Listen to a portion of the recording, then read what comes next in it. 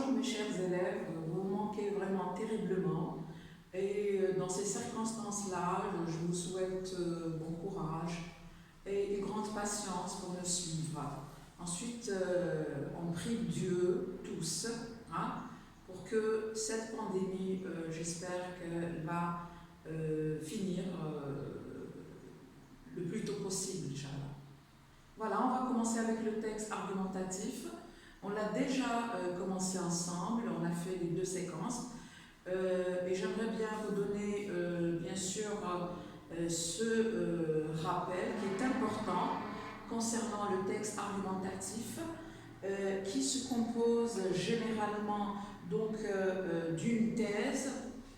D'abord, il se compose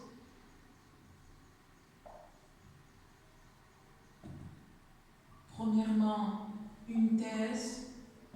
Alors cette thèse, elle peut être défendue, c'est-à-dire on est pour, comme elle peut être réfutée, c'est-à-dire on est contre. D'accord? Ça, c'est au niveau de la première partie d'un texte argumentatif. Deuxièmement, la deuxième partie, qui est le développement, contient ce qu'on appelle les arguments. Afin de défendre ou bien de réfuter cette thèse, il faudrait utiliser des arguments, souvent ou de préférence, qui sont illustrés avec des exemples, par des exemples, pour que l'argumentation soit plus convaincante. La dernière partie aussi, elle est aussi importante, c'est la conclusion.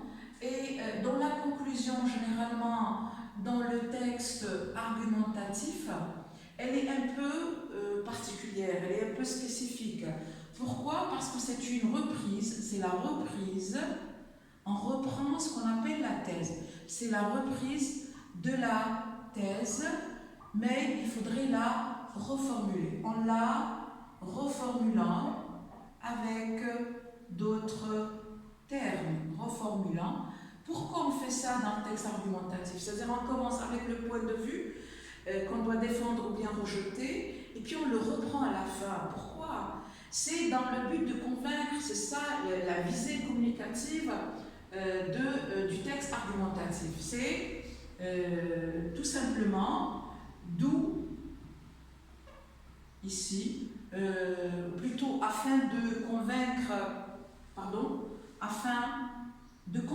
mieux, afin de convaincre, voilà le destinataire. C'est ça le but, le destinataire. Voilà. Ça, c'est pour la structure d'un texte argumentatif qui contient une thèse, que ce soit rejetée ou bien défendue. Mais on a un autre type de texte. Ça, c'est le premier type de texte. Premier type. Deuxième type de texte, je peux utiliser alors, le deuxième type de texte, c'est donc le texte argumentatif. Texte argumentatif peut aussi se composer de deux thèses. Donc là, le schéma ou le plan de ce deuxième texte-là, il va changer. C'est-à-dire, on va avoir deux thèses. Donc la première partie, c'est l'introduction. On aura le problème posé. Problème posé. Deuxième partie, qui est le développement, contient la thèse 1. On aura deux thèses. La thèse 1, alors ça peut être pour ou contre, avec ses arguments, d'accord, toujours illustrés d'exemples, ok. On a une petite conclusion partielle de cette première thèse, conclusion partielle. On a ensuite Donc A, B, la thèse 2. La thèse 2, on l'appelle aussi l'antithèse. L'antithèse.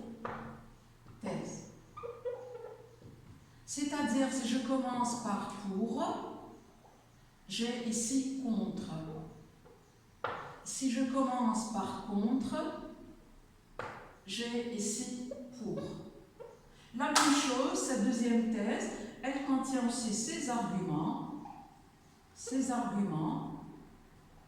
illustrés d'exemples. Voilà, et on a une deuxième conclusion partielle, c'est-à-dire de cette deuxième thèse, elle est numéro 1, et celle-là, c'est le numéro 2. En troisième partie, c'est la conclusion générale. La conclusion générale. Voilà.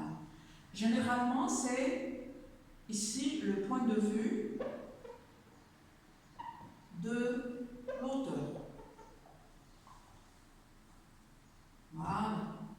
Ça, ce qu'on appelle, ce texte-là, on l'appelle le texte argumentatif, d'où, ou c'est pourquoi,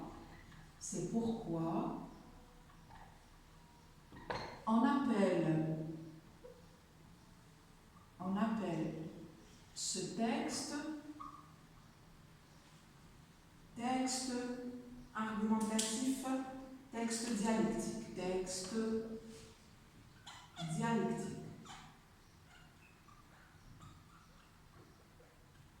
C'est comme en philo, il y a aussi une méthode pour analyser un sujet philosophique.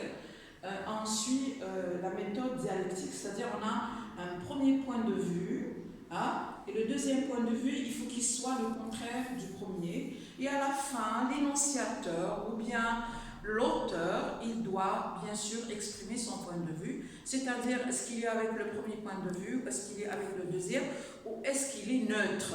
Neutre, c'est-à-dire il est ni avec le premier point de vue, ni avec le deuxième point de vue. C'est ce qu'on appelle le texte dialectique.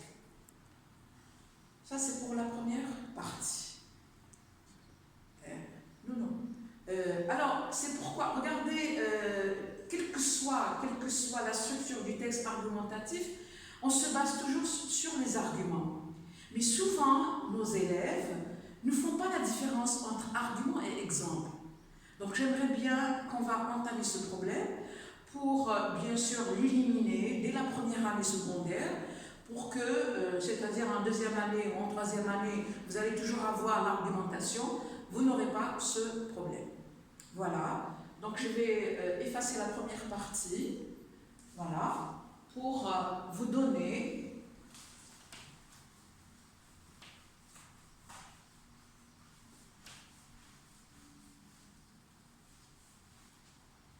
ça, c'est la première partie de la leçon. Maintenant, pour la distinction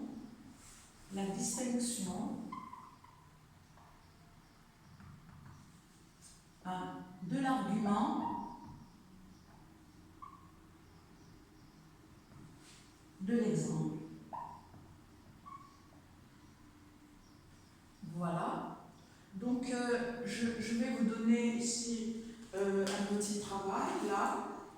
Je vais l'expliquer seulement. Et c'est tout, parce que vous allez l'avoir voilà, tout à l'heure. Donc, ici, j'ai proposé quelques phrases afin de faire la distinction entre argument et exemple. Première phrase, vous avez « L'argent fait naître des sentiments malveillants vis-à-vis des autres hommes ». Deuxième phrase, « Chaque année, des records sont battus ». Troisièmement, « Harpagon fait le malheur de ses enfants ». Une petite remarque concernant ce personnage Harpagon. C'est un personnage fondamental, principal, dans une pièce de Molière. Ce Harpagon, il est très connu, c'est un avare. D'ailleurs, la pièce de Molière s'appelle l'avare. Et celui-là, Harpagon, il est vraiment un radin. avare, qui aime bien l'argent, donc celui qui a fait le malheur de ses enfants. Donc, quatrièmement, le sport permet le dépassement de soi. Donc, on va ici, j'ai proposé 4 phrases. Il y a 2 qui sont arguments et 2 qui sont exemples.